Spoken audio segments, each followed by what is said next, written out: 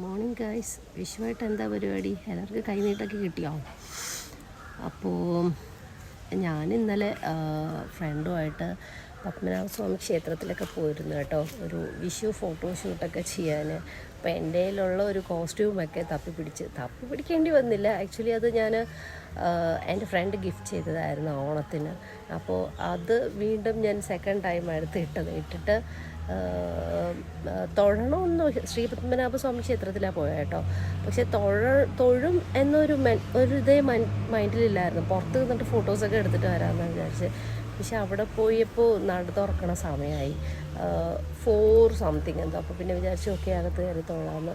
അങ്ങനെ ഫ്രണ്ടിൽ ഭയങ്കര തിരക്കായതുകൊണ്ട് വടക്കേ നടവഴി കയറി അകത്തോട്ട് പോയി തൊഴുതു. ഫസ്റ്റ് ടൈമാണ് ട്രിവാൻഡ്രത്ത് ജനിച്ചിട്ട് കോവിലിൽ കയറുന്നത്. So it's A wonderful experience. Personally എനിക്ക്